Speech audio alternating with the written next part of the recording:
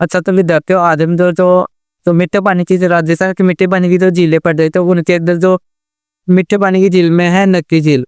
नक्की झील माउंट आबू के अंदर स्थित है। यह झील है जो ज्वालामुखी क्रेटर के माध्यम से बनी हुई झील है। और किंवदंतियों के अनुसार कहा जाता है कि जो देवताओं ने अपने नाखूनों से इस झील का निर्माण किया। इस झील के किनारे एक घास पाई जाती है जिसका वैज्ञानिक नाम है स्ट्रोबेलेकस कलोसम। इसके पास में कुछ रॉक बने हुए हैं जिसमें है टोर्ड रॉक जो मेंढक के समान है, जिसकी आकृति दिखाई देती है। नैन रॉक जिसके अंदर घूंघट निकाली हुई जो इस तरीके से समान आकृति दिखाई देती है। एक नंदी रॉक है तो एक बैल के समान उसका आकृति दिखाई देते हैं। एक हॉर्न रॉक है दो एक सी के अनुसार क्या समान उसकी आकृति दिखाई देते हैं। इसी झील के किनारे एक और दो रघुनाथ जी का मंदिर है। एक रघुनाथ जी का मंदिर बना हुआ है। इस झील के किनारे पर है जो पिचन जी की जो गुफा है वो है और आकी गुफा है। इस झील की जो यह राजस्थान की सबसे ऊंचाई पर स्थित झील है। इसकी जो ऊंचाई है वो 1220 मीटर है। तो अगर हम उसको फीट में मापते हैं तो 4000 फीट के लगभग मापी जाती है।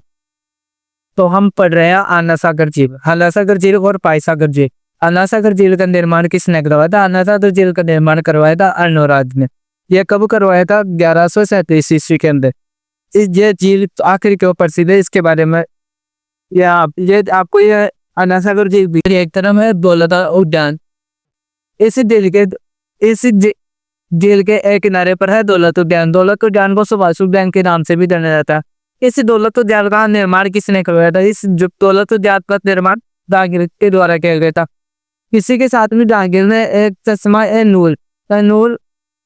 नूर जहां का महल भी बनवाया था। यानी कि ये एक दौलत उद्यान और यह सुभाष उद्यान और चश्मा नूर जहां का जो महल है ये दोनों है जहांगीर के द्वारा निर्मित किए गए। इसके बाद में इसके एक किनारे पर पांच तो छतरियां बनी हुई है। इनमें एक छतरी अधूरी रह गई। यहाँ पर जो 4 छतरियां दिखाई है चारों छतरियां तो सही है बनी हुई है और लेकिन एक छतरी अधूरी रह गई है जिसका निर्माण है साधे के द्वारा किया गया था, जिसको बाढ़ की जो छतरिया के नाम से भी जाना जाता है। इन छतरियों से पहले इन छतरियों के पास में यार इन दरवाजे बने हुए हैं। इनको खामबा के दरवाजे के नाम से भी जाना जाता है कि यह एक दरवाजा 2 दरवाजा 3 दरवाजा इनको खामबा के दरवाजे के नाम से जाना जाता। अब बात आती है कि यह आना सागर झील है, इसमें पानी कहाँ से आता है? इसमें जो आना सागर झील है उसमें दो अजमेर के पास है नाव बाड़िया है। वहां से इस झील में पानी आता है और इसके द्वारा आता है यह बांडी नदी है। ये बांडी नदी नागबाड़िया से निकलती है और नागबाड़ी से यह बांडी नदी आकर और आना सागर में जी गिरती है। इससे जुड़ा हुआ जो सागर है वो पाई सागर है। इस पाई सागर का निर्माण इस पाई सागर का दूसरा नाम है, वर्तमान में इसका नाम है वरुण सागर कर दिया गया है। इसका नाम वर्तमान में वरुण सागर कर दिया गया है। इस पाई सागर का निर्माण 1891 से 1892 ईस्वी में बनाया गया था। इसने करवाया था जो इंजीनियर था इंजीनियर था जब इस पाई सागर के अंदर बहुत ज्यादा पानी हो जाता है तो इस पाई सागर का जल बहता हुआ है इसी आना सागर झील के अंदर पहुंचता है। अगली झील है पुष्कर झील का ये डायग्राम आपको दिखे रहा है। इस झील के किनारे जो ब्रह्मा जी का मंदिर बना हुआ है इसकी प्राण प्रतिष्ठा आदि शंकराचार्य के द्वारा की गई थी। इसका जो वर्तमान स्वरूप है वो गोपाल चंद पारिक ने दिया है। ने इसकी तुलना मानसरोवर झील से की है।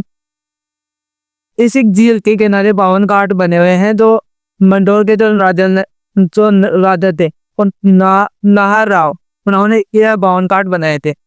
यहाँ पर इस झील के किनारे पर महिलाओं के लिए अलग से पृथक घाट बनाया गया है। तो इंग्लैंड की जो महारानी थी मेरी उन्होंने 1911 के अंदर यहाँ पर पृथक घाट बनाया था।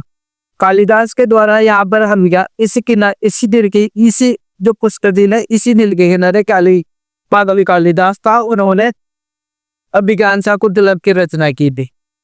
इसी झील के किनारे एक पशु मेला लगता है जो हर वर्ष लगता है कार्तिक पूर्णिमा के दिन। तो यहाँ पर सबसे ज्यादा जो बिकने वाले हैं वो आपका सुकून में, और सबसे ज्यादा ऊँटों की सबसे ज्यादा बिक्री होती। इस जेल के अंदर ही भगवान रामदेव, उनके पिता जो दशरथ है, उनका पिंडदान किया गया था। पुष्कर झील के अंदर जो के पास में मेनका जो एक जो मेनका के द्वारा जो विश्वामित्र तपस्या कर रहे थे एक बार, इसी पुष्कर झील के पास में विश्वामित्र तपस्या कर रहे थे। तो जो मेनका थी, उन्होंने विश्वामित्र की तपस्या की इसी झील के किनारे भंग की थी। इस झील के किनारे तो दरवीड़ से लेकर दरगिरी में मंदिर है, रंग देवी का मंदिर, कोई भी स्थित, जिसका निर्माण अरुणराज में करवाया था। वो कब करवाया था? 1137 के आसपास इसका निर्माण करवाया गया था। इसी झील के किनारे पर जो बर्तरी की गुफा है वो है, और एक कानु मुनि की गुफा है। यानी कि ये दो गुफाएं यहाँ पर इस झील के किनारे देखने को मिलते हैं। इस झील के किनारे एक रत्नगिरी पहाड़ी है।